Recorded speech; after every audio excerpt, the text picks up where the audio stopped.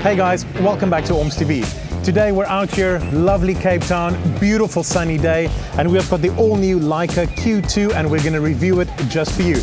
Let's go have a look.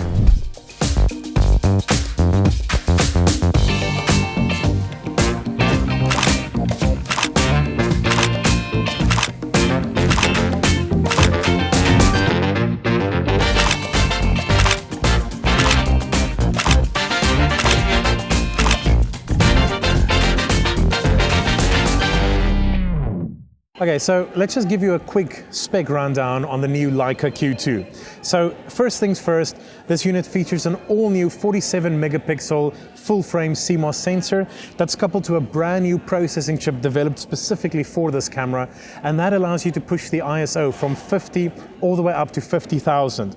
This unit also shoots 4K video at 30 frames per second. It does a 10 frames per second maximum burst rate with the mechanical shutter and 20 frames per second on the electronic shutter. Let's cut in a little bit closer and have a look at what makes Leica cameras special. And that is going to be the lens right here.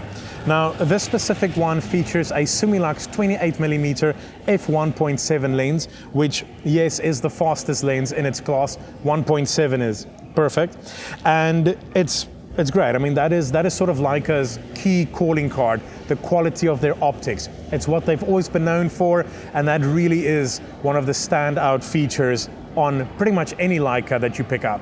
So, doing a review on a Leica camera is always tricky. It's an extremely difficult thing to review, because when you look at the specs, objectively speaking, there is nothing that makes it special. There is nothing that makes it stand out. And I want to just relate this back a little bit. So a couple of years ago, Leica gave me a CL to try out, and that was the first Leica camera that I really had a go with, and I really had an opportunity to test and review and try. And while it was an extremely capable and an extremely good camera, it didn't speak to me. Nothing about it really appealed to me. And then about a year ago, I got the first Q, the Q1, and again, I didn't really like it. It didn't really do anything overly special for me. It didn't touch me in here, you know? And then at the end of 2018, I was lucky enough to get a Leica M10. And for the first month of having it, again, the same Leica thing happened for me. Nothing truly stood out. It was good, the pictures were good, you know, I couldn't really fault it, but nothing really gave me that feeling, you know, I didn't get the feels from it. And then one day I watched a video by another YouTuber, and he sort of explained how to use it and how to look at a Leica camera. And the moment that I heard that and put it into practice, everything clicked for me. And that is very much the same experience with the Leica Q2. If you take it and you put it into autofocus and use all of the automatic features that it has, then it's a very capable camera, but there's nothing special about it. Nothing feels special.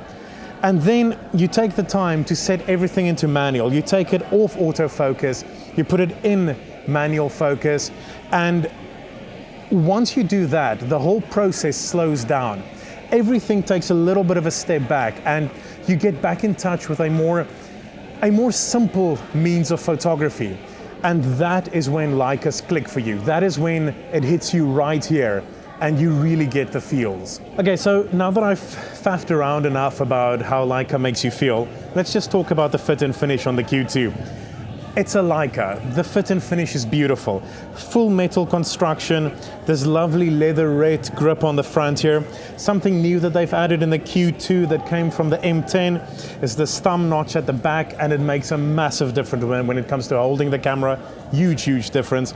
The way that everything feels on it, the way that the focus ring feels, even though I know it's just an electronically connected ring and you're not actually changing the barrels on the inside, it still feels like you're actually moving the lens around.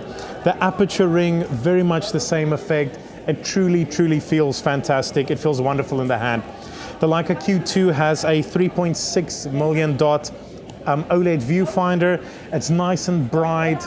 It's great. It's a Leica camera you can't really say anything bad about a Leica. Though it is very hard to say anything negative about a Leica, there are some negatives here.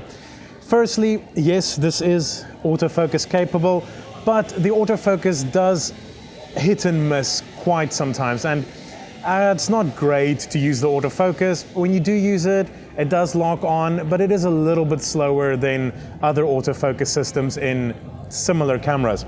Secondly, the white balance is always a little bit of an issue on Leica cameras, and this one, the auto white balance is still not fantastic.